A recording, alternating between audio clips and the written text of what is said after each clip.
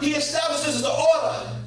This is how it is. So anything that I'm doing for you and anything that I bring you out of that should have taken you out, you must understand I'm only doing it because of the order that I first set that said you belong to me and I belong to you. And it ain't nothing too bad that you can do to stop me from bringing you back. Hallelujah. So he's establishing his order. And so he says in verse 2, those who were left behind. Anybody ever been depressed or is depressed? Wait a minute. Okay, y'all don't want to be real. I've been depressed before. Want to sit in the dark. Want to close all the blinds. Want to cut the lights off. Won't answer nobody's phone calls. Because you're going through. You don't want to hear nothing positive. You don't want no light. You're depressed. I survived depression. Went through something in my life. I survived it. I survived it. You survived it. Anybody ever been picked on, bullied on? But you're still here. You survived it. God may have let you survive it so you can write a book or be able to help somebody else who's going through that. So watch this. He says in verse 2, I'm talking to everybody who's left behind. Now watch this in verse 3, he says, he appeared unto them, he says, listen, the reason that I'm going to rescue you from what you are going through and from the worst time in your life, look at verse 3, is because I love you with a loving kindness. Yeah. It ain't because you're so smart, it ain't because you're so good. You can't do nothing of your own self to be bought out of darkness. So quit stressing yourself and be like, man, I'm going to come to God when I'm ready. You ain't going to ever be ready. I got to get this and this together. You can't get it together. God says, look, man, forget all of that. I got you. I'm going to get you. I'm going to rescue you because I love you. Even though you've hurt me and done me wrong, he says, I have loved thee with a what type of love? Everlasting love. With love and kindness have I drawn thee. Listen, whenever someone is struggling in your life, someone who's close to you, and man, they make poor choices or they in a crazy space, they in a crazy time. The only way you can really reach them, love and kindness. Love and kindness. They don't need you to judge them. How many of y'all would hate when your parents was whooping you and they had to first tell you what they whooping you for, even though you already knew what you was getting whooping for? Yep. Okay, well, I'm gonna whoop. Man, come on, just give me the whooping. I already know what I done. But see, when church folk mess up, and when our kids mess up, when the brothers mess up, when the sisters mess up, and we're out of the will of God, they don't need us to judge them and beat them over the head. Love on them. He said, with love and kindness have I drawn thee. And so watch this. And so now, verse 1, he establishes the order. Number 1, don't get it twisted. I'm going to be with you, you're going to be with me. You ain't going to be with nobody else. Now, God can say that. Now, y'all not supposed to say that.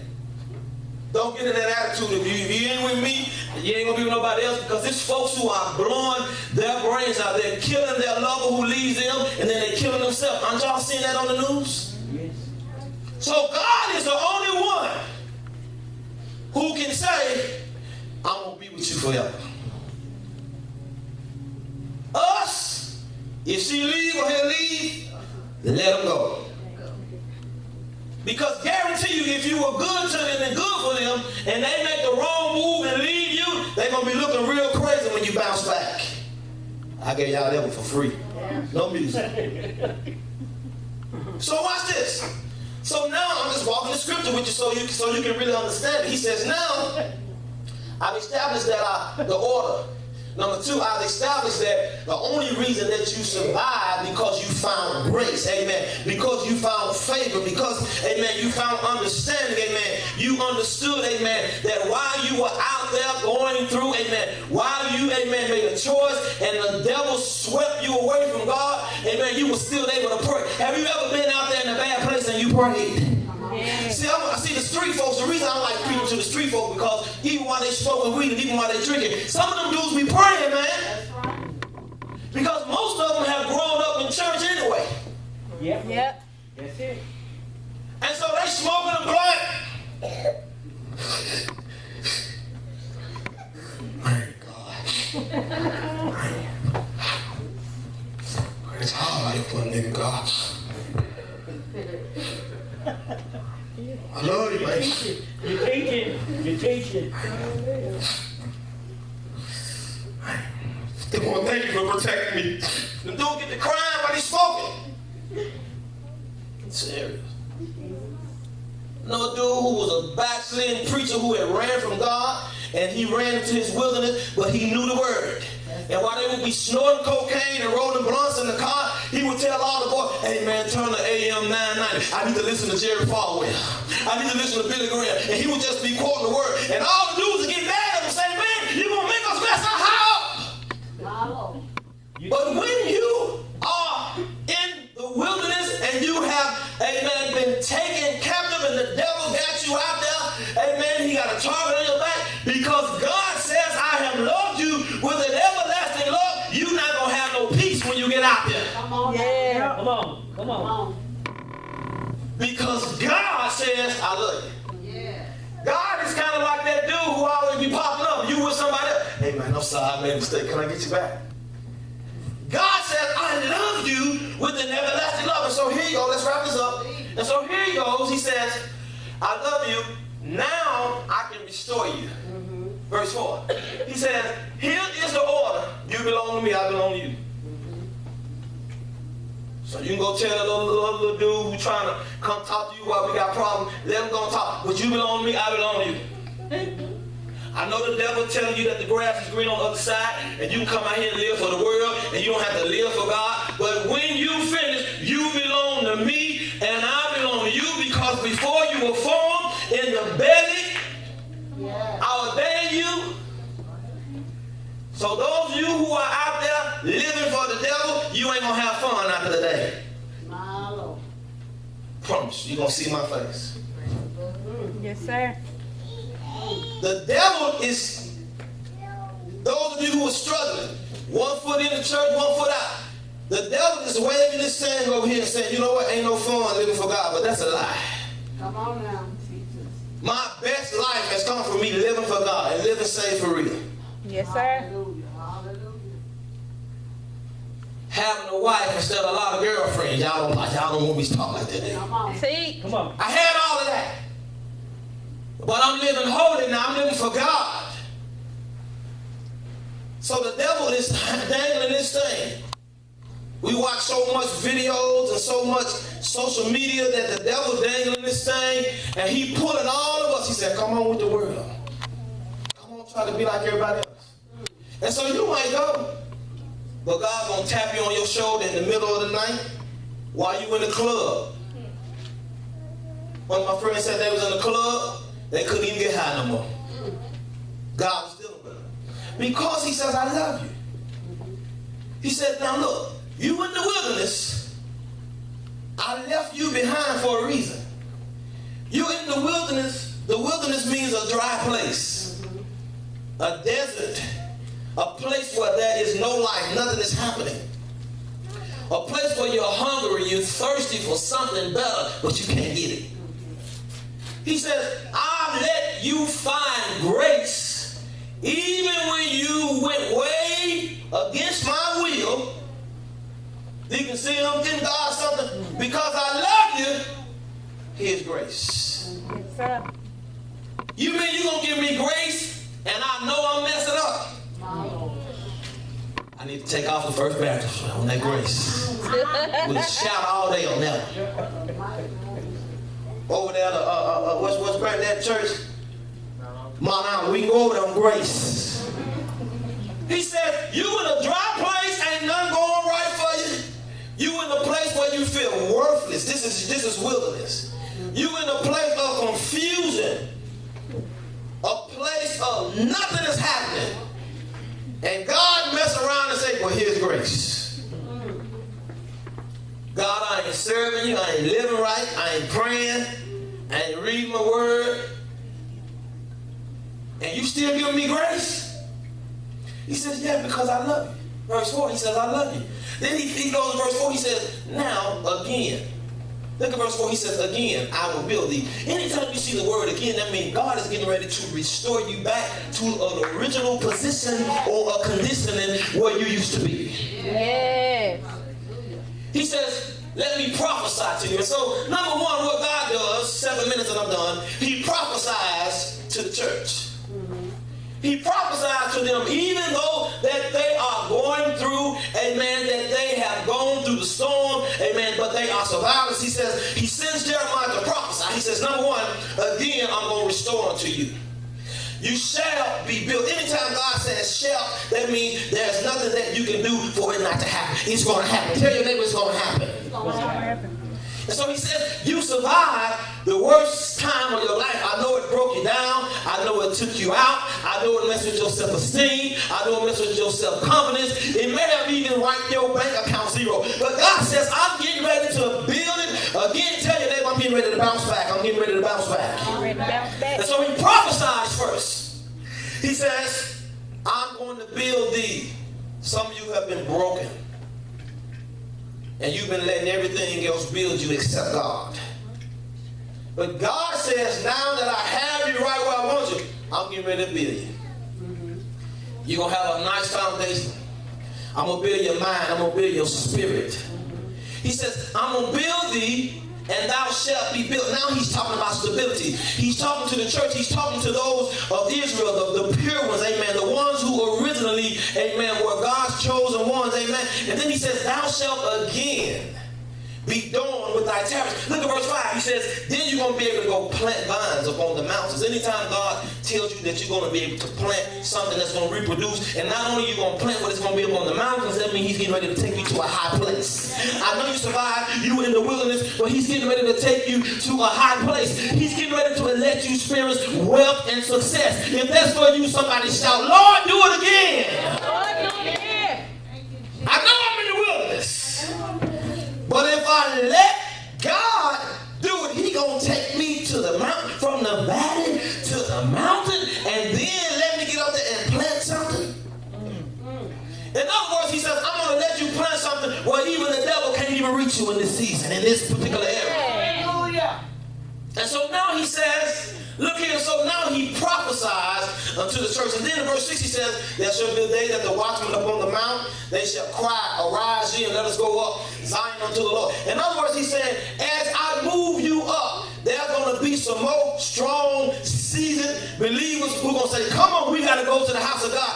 Come on, we got to see God. They're going to be able to help you not keep getting in trouble, because you're going to start hanging with the people of God who can help you get to God. Hallelujah. When you're really trying to do right, you will find you one or two friends who save for real and sanctified, not just saved. See, some of y'all just hanging with some saved people who love God, but they'll still twerk when the right music is. See, y'all don't like me today. I'm going to say it. They saved. How many of y'all like to dance? You love music. Come on. All right. They saved, but they're not sanctified. See, I'm telling what sanctified means. To be separated. Separated. So they say, Come on now. when you say, this is you say it a while, but you still got all this stuff in you, right? You say it, you love God. But when you sanctify, you remove yourself from all of this stuff. You give yourself to God. Now you still don't forget all this stuff. Am I not in the house? Yes, sir. You still know you ain't forgot how to smoke. Your eye ain't stopped. Remember how women and men look.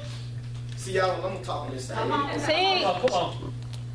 All of this because we have two natures. We have a sinful nature and we have a redeemed nature.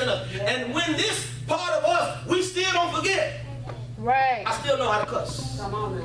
I can curse you out right now. I know how. Oh, yeah. Right. Okay, y'all, I'm gonna talk to the middle. Come on, right. I know how to curse. Yes. I still know how to steal. I know how to lie. I used to sell sell fake car insurance when I was in college. All of us was broke and we didn't have no money, but everybody needed car insurance, so I had a copy machine. You paid me $10, and if you throw me a $2 tip, I gave you insurance for a year. I know how to do all that. Come on through here. Okay, let me bring it home. This is November. So in about 35 days, some of y'all still know how to add children and they never known came out your womb. Income tax time. I still know how to do all of that. I'm saved. I know how to do all that. Because that nature. But when I start separating myself, I want to be clean. Lord, you bless me. Yes, God. I ain't gonna have kids for 2 months, Brother Sally. I ain't gonna have 2 kids for 2 months on my income tax. I'm not gonna use my nephew's Social Security number that I saw laying on the table, and so I can give him an extra $4,000. See why the Holy Ghost make me do that? When I'm separated, I want to do it God's way. And so what he was saying, he said, let's wrap this up. He said, what he was saying, I'm getting ready to let you now start hanging with some folks who saved and separated. Right. Do y'all understand the difference? Oh, he saved, and we can date, he saved. Okay, keep dating. Keep going over there with the lights out watching movies at night. Y'all don't like me. He saved. Well, he saved, he been baptized. Okay. How do I know? Tell me how I know. Somebody tell me how I know. So I'm not going to tell you nothing and just say it and I ain't never experienced it. I'm going to tell you what the word say and what Tony Wilson went through so you can know it's real. What he say, you know, we both sang in the junior choir. Oh, she sang, she on the praise and worship team. Okay. She just going to dance for me. She just going to praise dance at the house for me tonight. Come on now. Come on, Jesus. I think Sims needs to preach on this one. See, y'all don't want the old school. We get First Lady Sim, amen, Elder Glory to just come through here with that old school. See, but y'all don't want to show up for that type of stuff. I don't know. Come on, y'all. Well, we just don't praise dance to here I am to worship and we're going to put candles in, you know, we just want the sweet fragrance, you know. What type of candles you like? What type of candles? Well, Lord, she like vanilla in your name. We're going to, the atmosphere is going to be worship in your name. With vanilla candles. Now make sure you wear your white praise dress. See, the devil will get in your mind when you in a backslid. This scripture was talking to a backsliding church. Let's bring it where it is. This scripture was talking to the church who had backslid and had got so far out of the will of God to where they started believing lies and still acting like they was with God. The devil will make a fool out of you when you give in to your flesh. So we say, we pull the Bible out. Now this ain't never happened to me, but I heard people say, well, we just gonna have Bible study. Come on, man. And you got on your Versace cologne. See, some of y'all know about that. Well, we read, what you got on? Teach, Tony. Teach. What's the ladies good? What's the good stuff the ladies wear? What y'all wear? Okay, what type of perfume the ladies wear? Well, y'all don't wear no deodorant. Come on. See, God knew that He wanted this message to reach the young folk and the young adults today because many of you love God, but you're struggling. And that's why the devil got a target on your back because you cannot keep your body under suggestion. Yeah. If you show a little meat, Come on now. if you show some cleavage, if you show it off, why are you going to get mad because dude looking at you and dude saying something?